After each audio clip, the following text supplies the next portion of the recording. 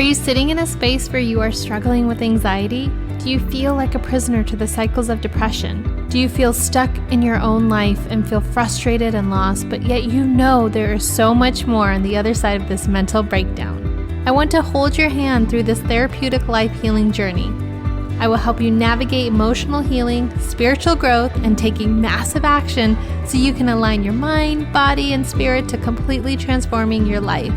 You are worthy of the life of your dreams, of stepping into your power and experiencing your breakdown as your breakthrough. Hey, I'm Adit. I'm your therapist, your coach, your mentor. Join me as we heal your life together. Hello, welcome back to Therapeutic Life Healing with me, your host, Adit. It's so great to have you back. If you have been a continued loyal listener, thank you so much for spending your time with me. If you are new to finding my podcast, welcome. It's so great to have you here. I hope you enjoy your stay. I just want to give some shout out to some countries who are tuning in. I see you every week when I look up my podcast stats. It's just so fun to see you all from different parts of the world tuning in to each episode.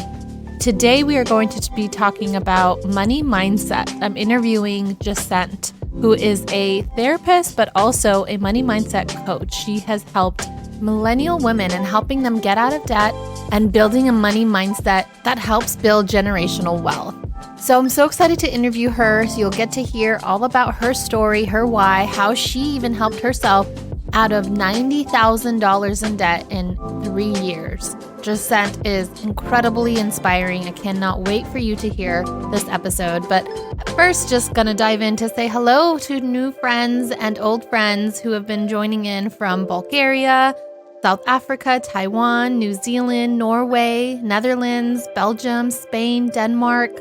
Hello, friends in Switzerland and Philippines and Ireland, Nigeria and Kenya, India, Germany, Finland, Australia, the UK, Canada, and as always, where I live, the United States.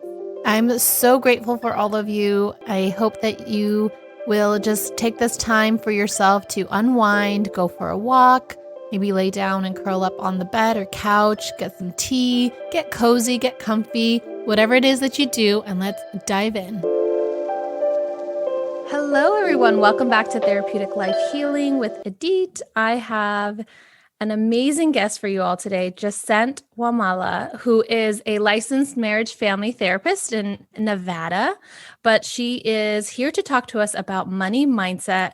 She's a coach for millennial women and helping them make more money. She's 3 times her income, and this year is ready to set a goal of 6 timing her income, and she's paid down $90,000 in debt over 3 years.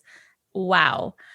I'm so glad you're here. I've been excited to talk about money mindset on this podcast. So it's just so inspiring to hear what you've been able to accomplish.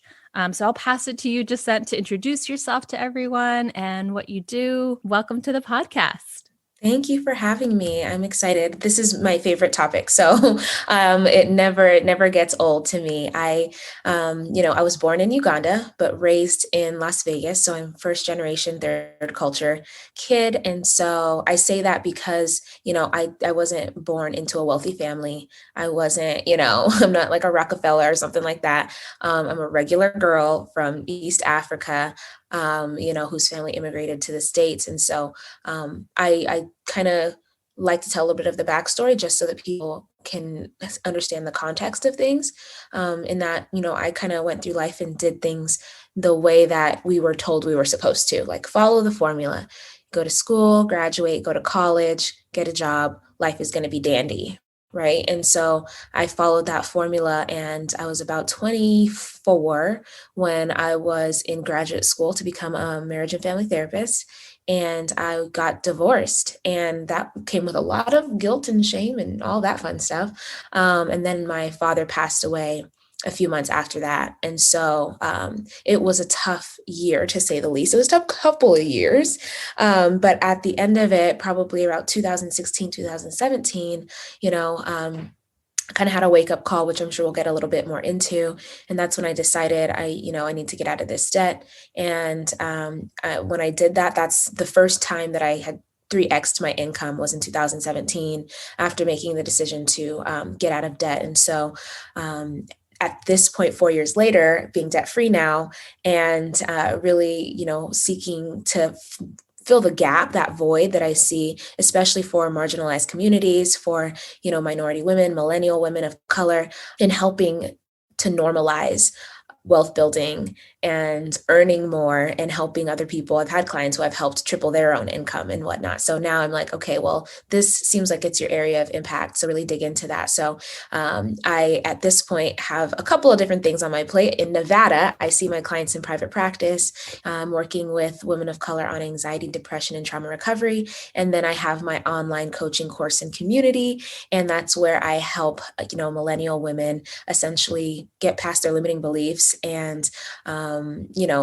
seek to reach their earning potential, whatever that looks like for them. So, I mean, to me, I'm like, let's double it, let's triple it, let's get crazy, but I can't decide someone's goals or dreams for them, and just supporting women in being able to live their best lives. We deserve to have all the love, joy, peace, and abundance, time, freedom, travel, all of that. And it's possible when you have the right support. So that's one of the things I'm really passionate about right now.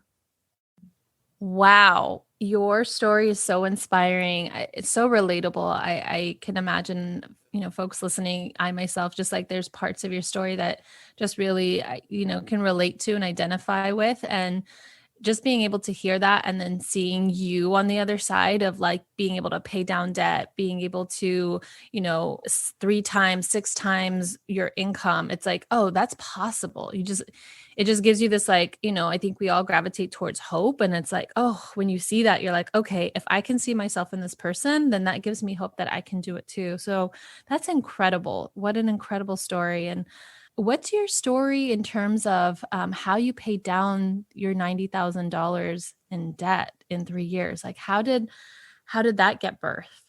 Yeah. So again, it was like 2016. My cousin had gotten me a book called The Smart Money Woman for Christmas. So I think reading that about January 2017. And one of the exercises in the back of the chapter is to calculate your net worth. And so to me, I was like, Beyonce has a net worth. I think, like Shonda Rhimes has a net worth or whatever, but I didn't really connect that with something that I had, or that I should pay attention to or know about. And so I think oftentimes all of our accounts are separate. So someone's credit cards are separate than their car payments and their student loans, and we never see all of those numbers together. And so when I calculated my net worth at that time, it was negative $70,000. And so I wrote that down on paper and I was like, oh. And so that's where I found myself at a crossroad. I had to ask myself, I can choose to keep going down the path that I'm already on. And we kind of know what that looks like, right? Because I was in debt and I was going to be in more debt if I just kept going down that path. And I didn't like how it felt. And then I said, down another path, you can get focused and figure out a way to pay it down. And it led to, it's uncertain, like there's uncertainty in that, but you have to take a chance on yourself sometimes. And if I wasn't going to do it then when was it going to happen? If it wasn't going to be that to jolt me into reality, what was it going to be? And so it's funny because I never ever wanted to go into debt. I knew it wasn't a good idea, but I didn't have a plan in place when I was like an 18-year-old, right? To avoid kind of the way society says things are supposed to go. And so it happened anyway. And I essentially said, all right, well, when do you want to be out of debt? And I said, it would be kind of cool to be out of debt by the time I'm 30. I was 26 going on 27 at the time. And mind you, I think I only made like $17,800 in the year 2016. So I had to look up. It was just a lot of rude awakenings. I had to look up because I was like, what is poverty level? Because I think this might be it, So I was living just above, poverty level with a master's degree. And I said, okay, I guess I'm going to have to make more money, and I'm probably going to have to like track my money because I wasn't budgeting either. So I didn't make a budget until March of 2017. And that's when I started tracking, what was coming in and what was going out. And then I said, okay, I'm going to have to make more money if I'm going to pay off this debt. So that's what really forced me into a mindset of a place where I started to see possibility as opposed to seeing, dead ends or lack and limitation. And that's why I say you have to decide before you actually see the path, because, deciding is what makes your brain essentially, right? There's a whole science behind it, but it makes your brain go to town to get creative to solve the problem. So 2017, I started selling a lot of stuff around my house. I started applying for jobs. I didn't get a job that helped me to triple my income until probably September of that year. So it took January to August or September. So I'm not going to sit here and say that it's going to happen overnight, that you're going to, increase your income. But with focused effort, it's possible.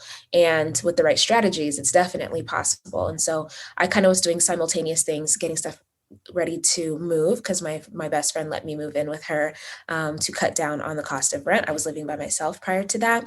So I was just trying to hit it from every angle. And I saved my first $1,000. I was doing the saving baby steps that Dave Ramsey essentially suggests. And to me, because I'm a therapist, it makes the most sense psychologically, because you get positively reinforced by doing these small things and growing and knocking them off the list, right? So save a little bit of money first. You build a little bit of confidence and like, oh my gosh, I can do that. Like I didn't have $1,000 saved before that. And then write all your debts, smallest to largest, pay all your minimums, send extra money to the smallest debt, and then cross that off, let that roll over onto the next thing. And so that to me, psychologically, behaviorally made the most sense. And that's what I started to do. I mean, paying off debt, I went to work. There's no shortcuts. I didn't have an inheritance. There was no checks flying from the sky. Like I went to work. So I worked a lot. I worked like 7 days a week for some time.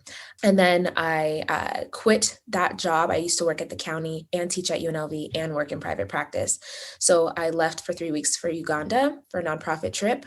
And then I came back and I was like, oh man, I need to get a job again, I guess, if I'm going to pay off this debt. So, I found another position. And I think that for me, your personal finance journey isn't just about money. It's also a personal growth journey. It forces you to face, yourself and face your hurts and hangups. And some people have financial trauma, money stories that have been passed down, generational, wounds that come with money. And so it really does force you into a place of like looking at yourself and how you see the world and what you believe to be possible and true for you. And so it was really like spiritual, emotional, mental, physical, all the things in the process of paying down my debt. So it was 2020 that I finished paying it off. And I'm like, wow, who knew that me making a choice in 2017 was going to prepare me for 2020? And that's why it's so important, because you just don't know what's going to happen and what's around the corner. And that's why it's really important to get in control of your finances, especially if things aren't, in any situation. If things aren't good, you need to get in control. If things are good, you definitely need to get in control, because they're going to get haywire at some point. Amen to that. I mean, just I think hearing like also, back when you mentioned about like having your divorce, your father passing away, it's like I feel like when and people, tuning in and thinking about having these moments in life that really bring you to your knees. Like you're just in some ways, you don't see how like tomorrow's going to come, because it's so there's so much pain can come with loss and just different circumstances that life hits us with. And I feel like for myself, even this podcast is birthed from loss. Like I had lost my sister, my father, and it was like, okay, well, how can I transform and channel my pain after 4 years of complete like depression and anxiety?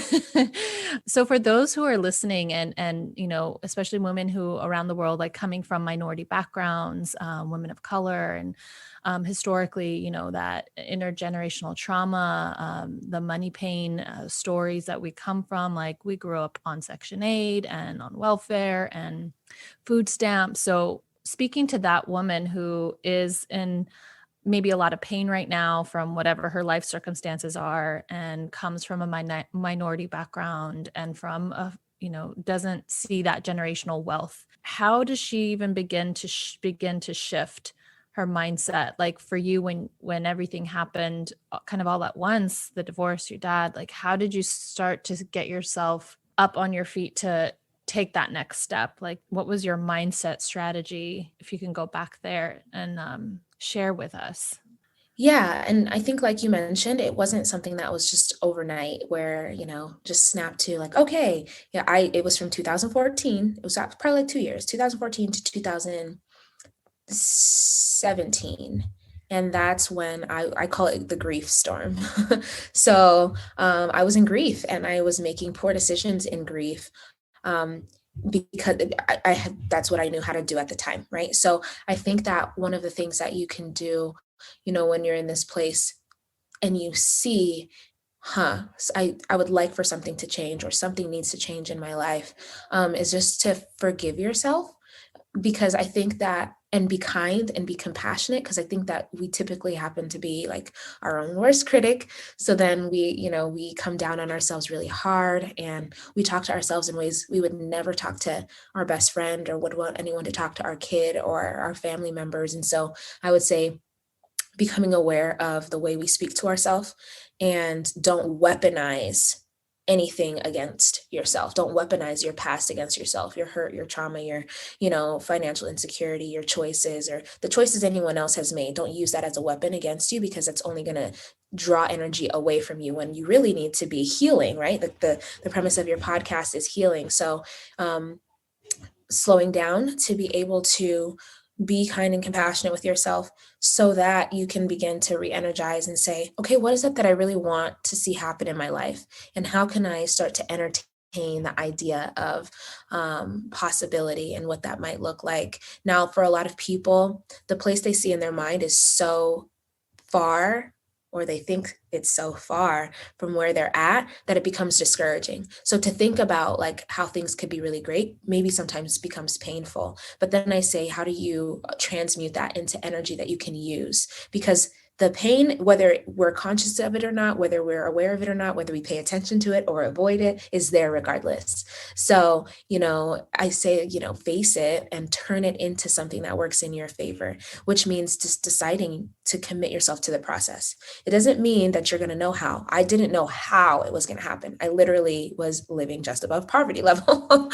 I didn't know how, but I said something has to change. And I decided to commit myself to whatever that meant in my life for me. And so I would say, for everyone listening, if you're feeling some inkling, if something's itching and telling you, I'm tired of how things are, I'm overwhelmed, I'm stressed, I don't know what to do. I do have ideas. Like I am passionate about having an impact in a certain way. I just don't know where to begin. That you decide that you're going to commit yourself to the process. And when you submit yourself to that, things are going to start to fall into place. You're listening to this podcast right now. It's not on accident.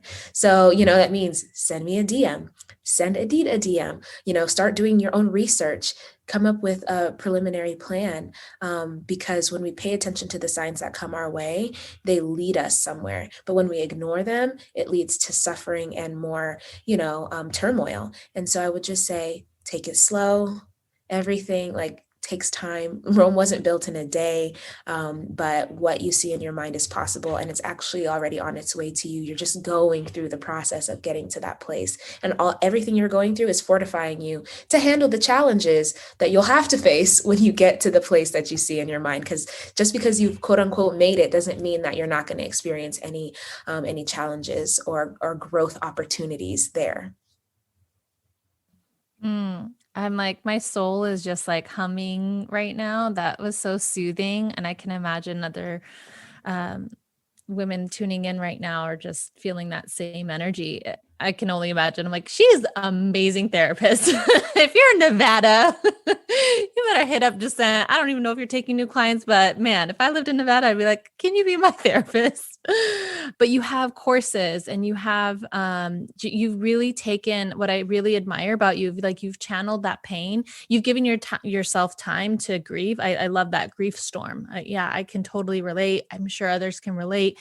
You might be in your grief storm right now, but really like looking at Jacent and like how you kind of channeled that grief when you had the time to heal, like, and work through that and come out and say, okay, now I'm going to do something about it. Now I'm going to take all this pain and I'm going to transform it. I'm going to channel it and really step into your alignment of like what that calling was for you, like marrying your passion, your skills together and like birthing something that is a result of like so much pain. And so I think that's so inspiring. And I think it's again, looking at the possibility, like you can do this, anyone going through a grief storm, feel it, take your time, and you'll know when it's ready. Like you said, like the signs are there. I also believe in that. It's like there's this like spiritual aspect to healing that you just start paying attention to signs, to people. For me, that even sometimes looks like a penny on the floor. And I'm like, thanks, Dad, like from heaven, I'll be thinking about something and then I'll see the penny and I'm like, oh, that's my dad. And, whether it's real or not doesn't matter. That's what matters to me as my sign to take the next step to the next thing. So whatever your sign is, I love that you mentioned that because it is such a spiritual journey. Where are you at now? And the lessons kind of learned along the way where you're now like living in that truth and it's shifted. You just see that noticeable shift for yourself, that lesson, that takeaway. Yeah, I think knowing myself better, if that makes sense, because there are things I didn't know about myself until I got on a budget. So, I used to be an emotional eater. I probably still am to some extent, working through it, recovering here, okay? But I didn't realize that until, I was on a budget and I went grocery shopping. I have food at home, but I want to stop at Jack in the Box and get some mini churros. You know what I mean? And it's maybe because I had a fight with my ex or because I had, a not so fun day at work or whatever. And so learning who I am or who I was at that time through the journey was a huge one for me. Getting honest with myself was another one because there's a book called The Lies We Tell Ourselves. I'm like always pubbing it. And what happens is that we don't recognize all these tiny little ways that we practice self-deception that get in the way of us really living authentically. And so it's like, if I feel like, you know what, I have a business idea, I want to start a nonprofit, I would really love to serve in this way. And then the little lies we tell ourselves is, I'm never going to be able to make that happen, or I'll start working on it next year. Or maybe it's a bad idea because so-and-so is already doing something like that.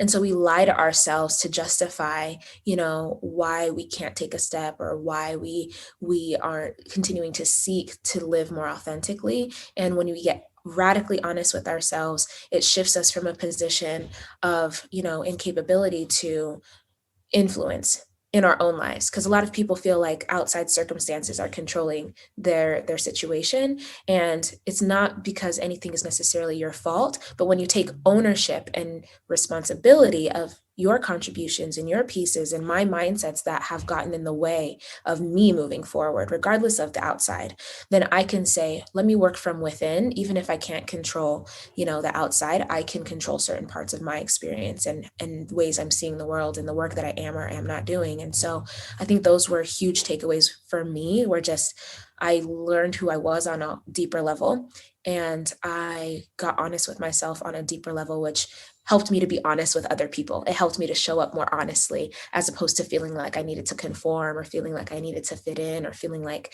I couldn't be myself in certain rooms. So those were like two of my huge takeaways that just, come to me now. Jacent, girl, I could talk to you all day. Like this has been such a fruitful conversation. I'm so appreciative for your time, for coming on. I know you have courses. I know you have services to offer for folks who are not only in Nevada. So what does that look like if someone is tuning in and they're like, okay, I need to get a hold of Jacent. I need her courses. I need her services. What do you offer and where can people find you? Yeah, so the most place that I'm active is Instagram, and that's Jacent's Gems, JACENT Gems, GEMS, Jacent's Gems on Instagram. That's also the name of my podcast, which will be ramping up again here in the spring, where I talk about all of these topics as well. And so I would highly suggest, when you come and find me on IG, that you shoot me a DM and let me know that you're interested or want to learn more. I'll probably DM you first, because to me, I treat my internet space kind of like my home. If someone's coming to my house, I want to greet them.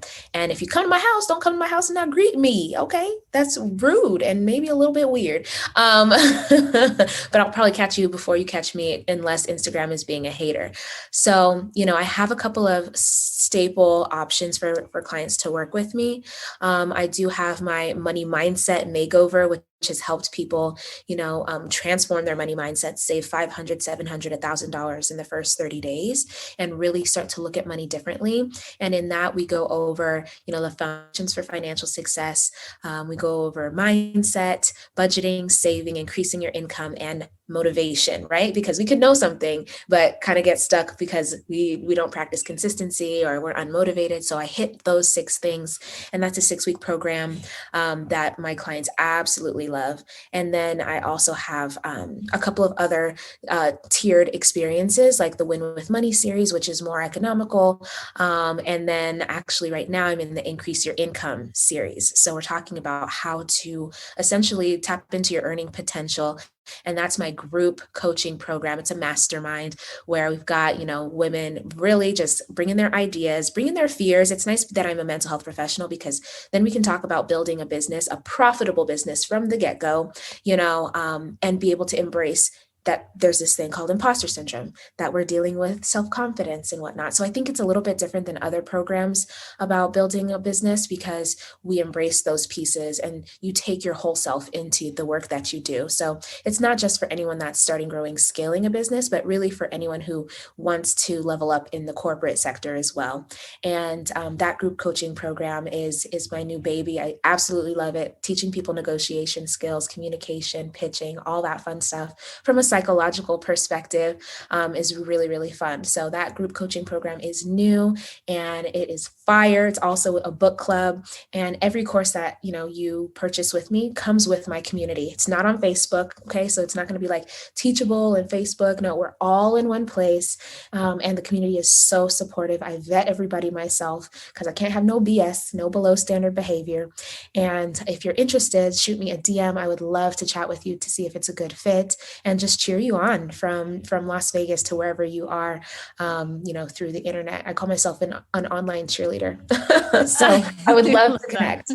Oh, I love that. And what I really want to acknowledge here too is like, well, one, I'm biased because I'm a therapist too. And I'm like, oh, you're a therapist and you help with like money mindset strategies, and you infuse kind of all of this together. But what I really want to acknowledge is like, for me, and I imagine other people can relate to this too, but thinking about like, who's done this already? Like, who do I relate to? Like you've done it already. And it's like, that's who I want to learn from. Who's walking their talk?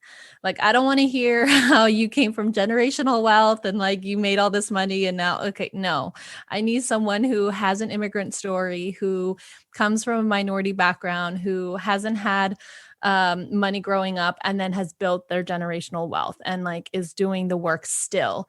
And now they're teaching others who, are just beginning. And so what a gift to give yourself to invest in your services. So I'm going to look into that for myself because I'm trying to heal all my money wounds. Like I said, I'm trying to be the first millionaire for my family. So it's going to happen. God's will in my lifetime for my nephews. So thank you so much for being here, Jacent, for doing the work that you do and putting, your heart and your passion and your skills all together. And it just shines. It comes through. It's like so authentic and real. It's like, yeah, that's who I want to work with. So is there something left on your heart intuitively that we haven't said yet or spoken about that you would want to leave listeners with as we end? Yeah, I think something that I posted recently that kind of comes back to me is like, be proud of yourself, even if no one else is. And sometimes we don't hear that from our parents. Sometimes we don't feel like we hear it from our teachers or who we want to hear it from, if that makes sense. But if we haven't heard it from who we wanted to, like, how can we teach and say it to ourselves and show ourselves? And if no one has said it to you this week or today or this month, I'm proud of you. Even if no one else is, even if you aren't just yet. And hopefully, you get to a place where you can be proud of yourself and how resilient you are and how, capable you are in the things that you have been through, and continue to persevere regardless. And so if no one has said that to you yet this week, this month, this year, then let me be the first genuinely to say, I'm proud of you if no one else is, and I want you to be proud of yourself if you feel like no one else is. Wow, what a beautiful way to end. Thank you so much, Jacent. I have left also all your information in the show notes, so be sure, folks, to head down there and click on the links and connect with Jacent on Instagram. And thank you so much for your time, your work. It's been a pleasure to connect with you. It really is such an honor. Thank you. Thank you.